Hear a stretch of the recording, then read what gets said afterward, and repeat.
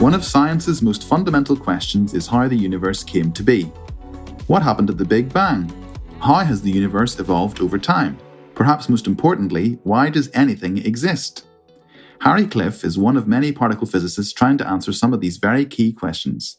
This episode, I got to speak to Harry about the birth of the universe, how we can hope to better understand it, and how you go about making an apple pie from scratch. I'm Harry Cliff. I'm a particle physicist based at the University of Cambridge, and I work on an experiment called LHCb, which is one of these four big detectors at the Large Hadron Collider in Switzerland. And I'm also the author of an upcoming book, How to Make an Apple Pie from Scratch. Amazing. Yes, it's great to have you in the podcast, Harry. Thanks very much for speaking to me today. It's definitely worth, I think, starting the podcast with just an explanation. What is particle physics, and what does a particle physicist actually do? Yeah, so particle physics, I guess, is where you get to if you keep asking why. So it's the sort of the most fundamental science in terms of describing like how the universe works deep down. So it's really the study of what is the world around us made from, what are the basic ingredients, and how do they behave, how do they interact with each other.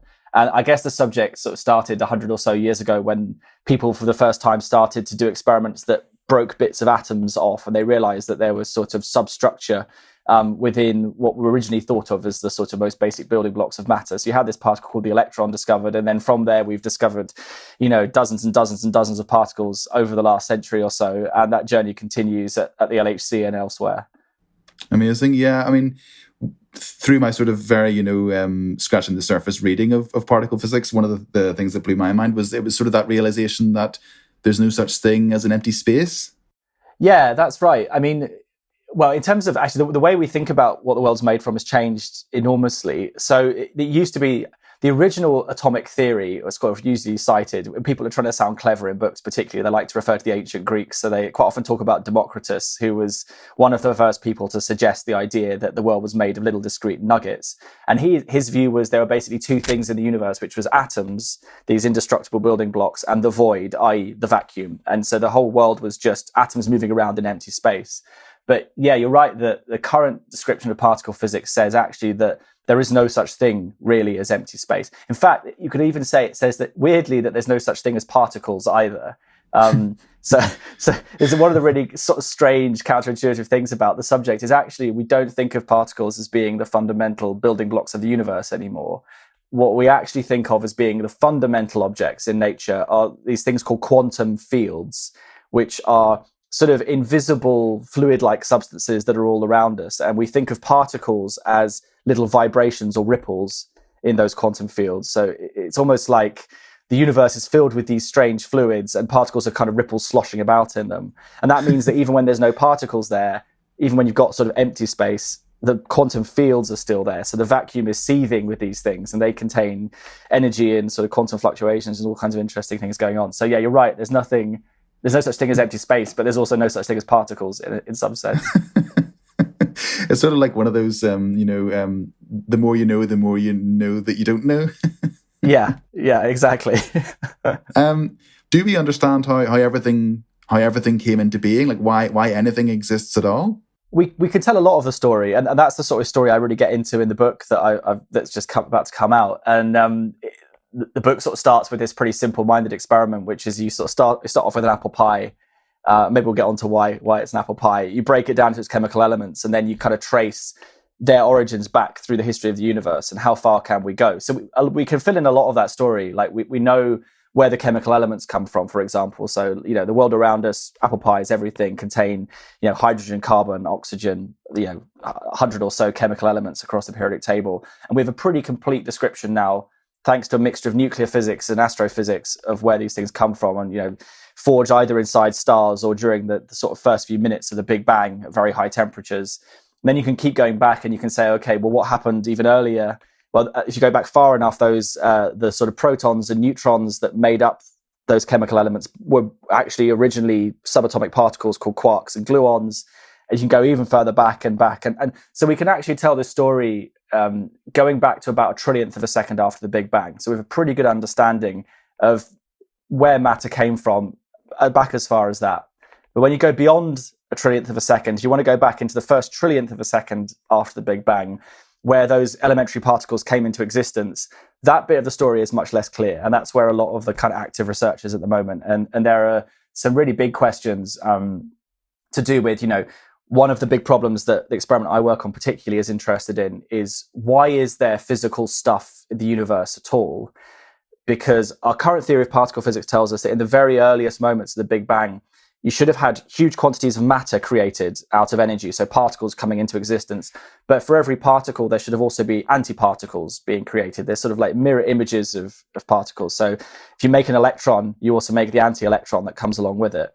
But if that were true, then as the universe cooled down, matter and antimatter should have met up and annihilated each other. So you would have this almighty reaction, everything get wiped out, and you're left with a universe with nothing in it apart from light, basically. So we don't understand why that didn't happen. Our theory says that is what should have happened, and it obviously didn't because we're here. So that's just one. I mean, and I discuss these questions in the book, but there's several big mysteries like this, where basically we are trying to, every experiment we do, and we're kind of pushing back and back and back in time and going closer and closer to the Big Bang. But there are a lot of mysteries we still haven't answered. So it sounds sort of like the reason that there is matter in the universe is because originally there was more matter than antimatter. Is that the sort of logic? Well, it's hard to say. We have some possible ideas. So one is that matter and antimatter are getting made in equal quantities in the very early universe. But then in that first trillionth of a second, at some point during that period, some process took place which converted antimatter into matter, for example. So you got a little imbalance. And actually, we can tell from astronomy, basically by counting how much light there is left over from the Big Bang, we can work out how big the imbalance between matter and antimatter had to be. And it's only about 1 part in a billion. So that basically means if you have 1 billion particles of antimatter made, you need 1,000,000,001 particles of matter. The 2 billions annihilate each other, you get 1 left over, and that 1 is enough to make everything in the universe. So it's like that sort of says that, everything we see, galaxies, stars, planets, is just a 1/10000000th of what was created at the beginning. And the question is, how did that 1/10000000th asymmetry come to be? And there are various ideas which are quite technical and kind of scary sounding. I don't know if we want to get into them, but some of them are to do with the Higgs boson, that maybe this particle that was discovered at CERN, that maybe the process that created that particle also somehow led to this asymmetry. There are other ideas that it happened way earlier. So when I say way earlier, we're talking about a trillionth of a second here, but I'm talking about, then you're going back to trillionths of a second kind of thing, that something else might have happened involving these other sorts of particles called neutrinos. The answer is we don't really know. But we know something happened because we're here. And the question is, the job of people like me and other experiments and theorists is to try to figure out what was the process that led to the universe existing. Yeah, so we can get really close back to the Big Bang, but presumably we can't get before the Big Bang. But does the concept of before the Big Bang actually mean anything in science? Can you talk about before the Big Bang? I mean, a lot of people do, and theorists have great fun coming up with sort of speculative ideas about, whether there was a universe before our universe. Is the universe cyclical, for example? Does it expand and then collapse again, and you get another universe born? The problem with some of these ideas, I think, do make predictions about things you might see if you look at the light from the Big Bang, something called the cosmic microwave background, that you might see certain patterns that could tell you about earlier universes, but no one's seen anything like that, really. I think, there is a kind of good reason for thinking that we cannot actually know not just what happened before the Big Bang, but what happened at the Big Bang. And that's because of this process that cosmologists believe took place in the first, I think, 10 to the minus 36 the second after the Big Bang. There's this process called inflation, which is where the universe expanded in size by an enormous factor in a very short space of time. It basically expanded exponentially, so incredibly quickly. And that inflation is needed to explain various weird features of the universe. The fact that basically whatever direction you look in, the universe looks the same. And that doesn't really make sense, because if you take 2 bits of sky on opposite sides of us, if you imagine, according to sort of the traditional Big Bang theory without inflation, those 2 bits of sky were never in contact. So they were never in contact long enough to kind of come into equilibrium. So the fact that they're the same, will have the same temperature, roughly the same density, is really weird. So inflation explains this by basically saying everything used to be in the same place and it got blown up really quickly. And so it spread across the whole sky. But this is a long-winded way of saying, basically, the problem with inflation is it basically, because space expanded so quickly, any information from the Big Bang itself, i.e. from time zero, can never reach us because it gets carried by the expansion of the universe way out of sight over the cosmic horizon. So it basically means that inflation sort of acts almost like a firewall, and it says you cannot know what happened further back than about 10 to the minus 36 seconds after the Big Bang. That's it. So maybe, and inflation is not confirmed. It's not fully, most people think it's probably right, but it's not fully confirmed part of the story. But if it is right, maybe we'll never know the answer to that question. And that sort of sets the end of the story. This is as far as we can go, basically. Which is a little bit frustrating. Yeah, frustrating, but also mind-blowing that we've even, got that far.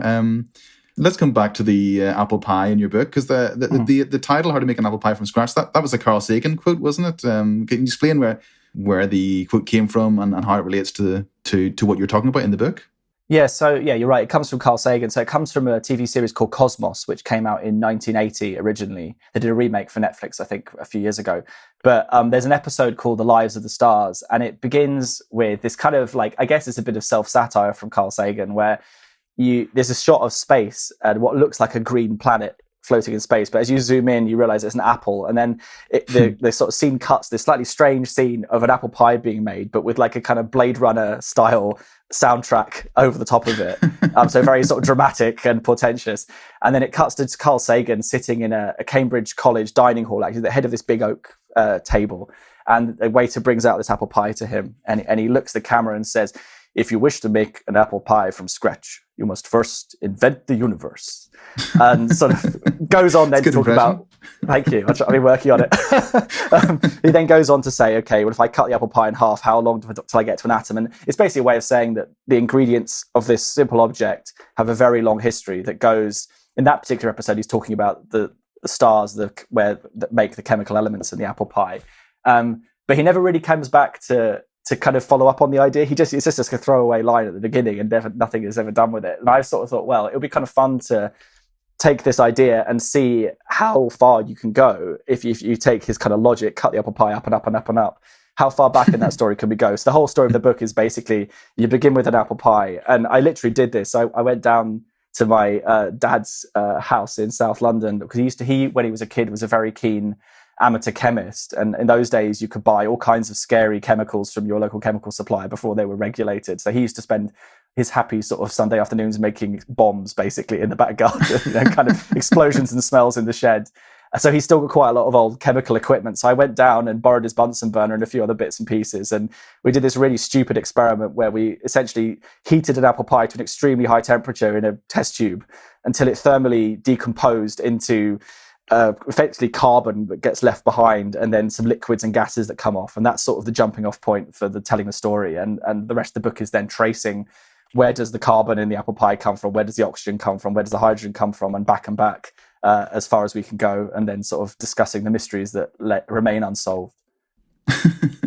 Well, what are some of those biggest mysteries that remain unsolved, do you think? I mean, I suppose it's things like dark matter and dark energy. Do you think we're actually sort of close to solving any of those big mysteries? Yeah, I mean, dark matter, dark energy, definitely two of the big mysteries, but we're kind of sport for choice in terms of big mysteries in physics. And I do discuss those issues a bit in the book, but not in any great detail, because the book really focuses on where does ordinary matter come from? So where does the stuff in our apple pie and us and the stuff, the world around us come from? And dark matter and dark energy, they're made of something else, and we don't really know what they are. They're just sort of two words to cover our ignorance. And there is a good chance that we'll get some answers about one of those two in the next few years. There's lots of interesting work being done. But in terms of the mysteries in the book that I kind of discuss in detail, there's quite a few. Most of these really pertain to the question of why is there matter in the universe, or why is matter structured in such a way that you can have apple pies and human beings and all the rest of it. So one of these big problems, and it's sort of the problem that has been puzzling particle physicists like me for a long time, is to do with the Higgs boson, which is this particle famously discovered at CERN about almost 10 years ago now, back in 2012.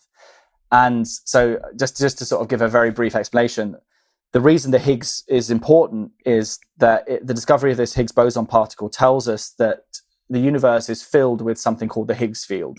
So this is the quantum field that's associated with the Higgs boson. And the Higgs boson, this particle, is a little ripple in the Higgs field, And the Higgs field plays a really crucial role in particle physics. It's this field that gives mass to the basic ingredients of the universe. So the reason that electrons and quarks, the particles that make up atoms, have mass is because of the Higgs field.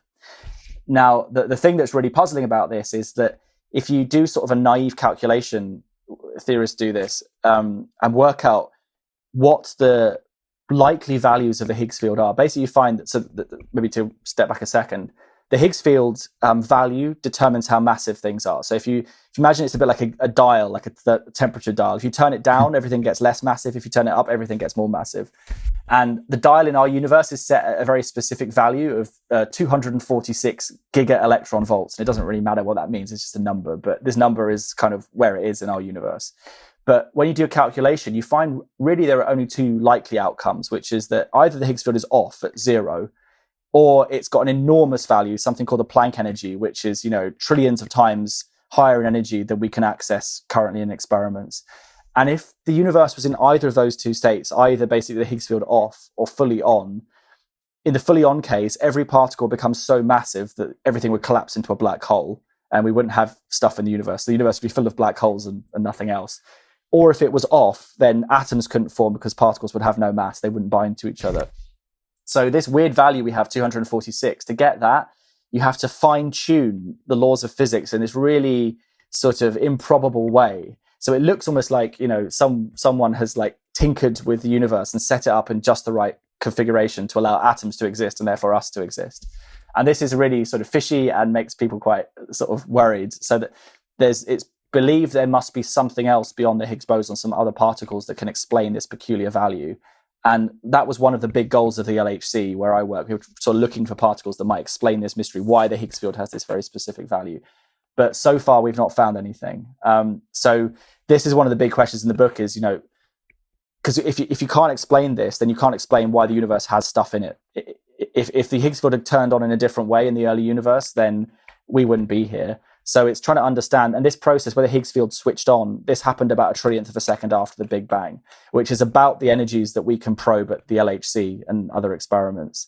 So when we're doing at the LHC, it's sometimes described as a Big Bang machine. We're literally studying the conditions that existed at that time to try to see what happened that allowed the Higgs fields to get this weird value. So that's one mystery. The antimatter one is another. And there are sort of, you go back really, really far. You can say, well, okay, what happened at time 0? Like, how did the universe come into being? And that's a question that, people have spent a very long time thinking about theoretically. But the problem there, of course, is we don't yet have any way of accessing that point in time. We can only go back to a certain distance currently with our experiments. So, yeah, there's a lot to still find out. So I suppose the spoiler is that the recipe is not complete yet. We can go a long way, but we can't quite get to the end. We can't quite get to the scratch just yet. Yeah, I mean, that was one of the things I was hoping that you might be able to explain is exactly what is happening at the Large Hadron Collider and CERN. What are the people working there and the machines actually doing?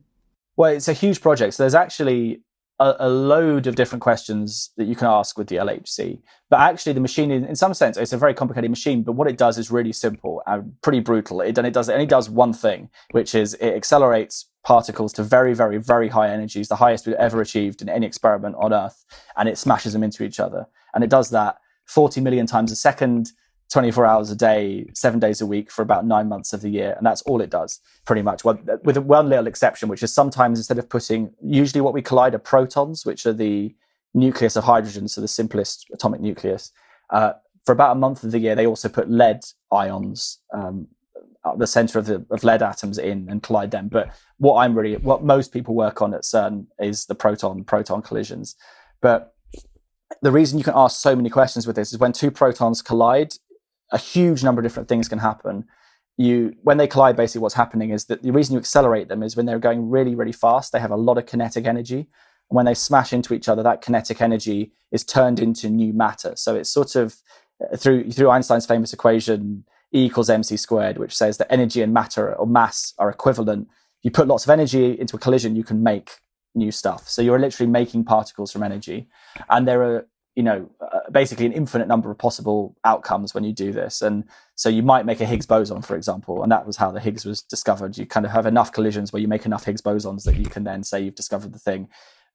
My experiment, LHCb, is mostly interested in particles called beauty quarks, which are an exotic type of fundamental particle whose properties are really interesting for various reasons. But by studying them, we can ask questions like, are there new particles yet to discover? Because these beauty quarks the way they behave can be influenced by the existence of other heavier particles that we've not yet seen. So what we generally do is make very precise studies of these particles and see if we can catch them misbehaving effectively. And then there's people searching for dark matter, searching for supersymmetric particles, searching for all kinds of things, mini black holes. So that there's a huge range of different things you might see in these collisions. And the job of people like me is to scour through tens and tens of petabytes of data and try to find the things that you're interested in buried somewhere in this enormous data set. Yeah, do you sort of have artificial intelligence helping you out, helping you analyze the data? Does that can actually say, oh, you might want to take a look at this? Yeah, absolutely. So that's one of the real sort of I guess hot topics at the moment, and it has been for quite a while. So you've got 40 million of these collisions every second. Over the course of a year, that's a huge volume of data, far more than you could, So in the old days, the way particle physics was done is you'd have your collider experiment, and you'd have these basically photographs of the collisions that were done with these devices called bubble chambers. You might have seen these pictures; they're really beautiful, sort of these curving tracks moving through this liquid, usually a liquid gas of some kind. And people were employed, actually, usually women. This is put back, I guess, in the 60s and 70s, when sort of roles weren't so equal in science, unfortunately. But they were employed to scan these images and measure the tracks of the particles, measure their energy and momentum. So it was all done by hand. Nowadays, the data rate is so high, there's no way you could do it that way. So it's all computerized, obviously. But yeah, one of the big challenges is you've got this huge data set, but the signal, the thing you're interested in, might be incredibly rare. It might only happen, 1 in a billion collisions or less, for example. We use a lot of machine learning, so neural networks and various other things to sort of do pattern recognition. So you train these things to you give them some simulated data saying, this is what we're looking for, this is what it looks like, and now go and find it. And then it will sort of filter the data for you and hopefully find the thing you're interested in. But to give one a sense of the challenge, like with the Higgs boson discovery, there's a great statistic that I heard from one of the people, I think, on the experiments, that if you filled an Olympic swimming pool with sand, the number of grains of sand is roughly equal to the number of collisions that have been produced by the LHC when the Higgs was discovered in 2012. And the number of Higgs bosons that they saw was about enough to cover the tip of your finger, so in grains of sand. So you're really talking about tiny, tiny signals in huge data sets. Is there technology that you wish existed that would make the job easier? Is there stuff on the horizon that's maybe 100 years away? You think, yeah, we'll probably be able to do that, and that will make everything so much easier? Yeah, one of the big problems we have at the moment is, the computing challenges is one of the really big ones. Obviously, there's the infrastructure, there's building experiments, and the engineering challenges, which are huge and in their own right. But in terms of what's happening with the LHC now is we've had about 10 years of collisions, and as a result, we've learned a lot. We've searched for lots of things. We've made loads of measurements. But every year you take more data, that sort of year's worth of data is a smaller and smaller fraction of what you've already got. So you don't gain very much, basically, by keeping running. So the only way to get more information out is to boost the rate you collect data by an order of magnitude, say. So if you can then start recording data 10 times faster, then you can start to learn. You can look for rarer and rarer things. But this comes with a couple of problems. One is just that how to deal with the data, how the volumes that are produced. And you need enormous computing resources to do that. The other actually is we make a lot of use of simulation. So because the detectors are very complicated, if you want to make a measurement and you want to unfold all the biases and all the experimental effects, you need to have a really accurate simulation of the experiment so you know what things ought to look like if everything's working properly. And you use those.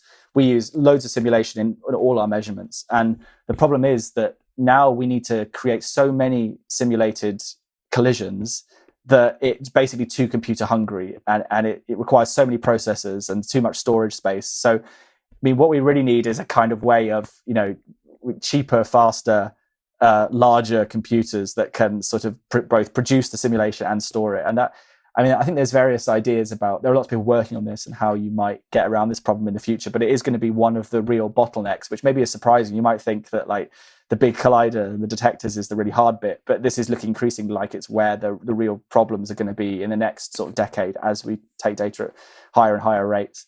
But in terms of like much longer term, I guess the thing we would really love to be able to do is collide at higher energy. And so far, like, you know, if you look at the history of particle physics, we started off, the first particle was discovered with a glass tube about 30 centimeters long. And a century or so later, we've got a machine that's 27 kilometers long. And basically there's this trade-off, you know, every time you want to go to higher energy, you need a bigger collider. And you get to the point eventually where it becomes impractical to build, you know, so the next machines that are being considered now are 100 kilometers in circumference potentially. And we'll have to see whether they get funding or not, because they're going to be very, very long-term expensive projects. So a way to accelerate particles over much shorter distances to high energies would be that would be an amazing breakthrough. And that would really revolutionize the subject, because then you could start to really go to, you know, really, really high energies. And every time you go to higher energy, you've got a better chance of discovering something new. So that would be the dream. And there are various ideas about how to do this with things called plasma wake field accelerators and various other things, but they're still in the sort of R&D phase, and it's not clear how long it will be before they're, you know, usable. But that would be the real dream. If you could accelerate, if you get the LHC energy on a tabletop, that would be, you know, for really being sci-fi, that would be amazing. Yeah, it's sort of really interesting, you know, considering, you know, how much the technology and the knowledge and the physics has developed over the, say, like the past 100 years. And then you sort of think about where it's ultimately going to. Like, do you think human beings will ever be able to get that full picture of the universe? You know, what it is, where it's been and where it's going and how it will end, and just the entire story? I guess that's the ultimate goal of physics. I mean, it's a mug's game to say what we will and won't know. Yeah. We can certainly tell a huge amount of the story. We can already tell an amazing amount of the story. The fact that we have a pretty good understanding of everything that happened in terms of physics, at least from, you know, a trillionth of the second after the Big Bang, and we have a reasonably good understanding, or at least various ideas about how it might end, you know, in the very, very, very far distant future. And that's an amazing achievement. If you think about it, like if you went back 100 years or just over 100 years, we didn't know anything about fundamental particles, more or less. We didn't really know much about the universe.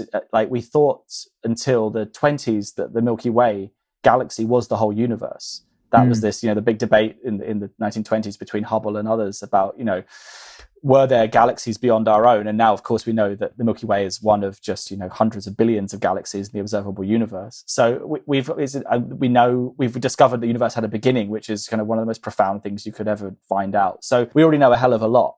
But I suppose the question is, are there limits to what we can know? And I think that there probably are. There's good reasons for thinking there are. And they're basically set by the fact that the speed of light is limited, which means that in the universe, you know, today we can only see a certain distance. And that's because the universe is expanding. The further away an object is, the faster it's moving away from us. And you get to a point where a star really, really, really, really far away from the Earth is receding from us at the speed of light. And that means that a photon leaving that star will never get to us. It will just it will be forever on our reach. That star is literally, we'll never see it.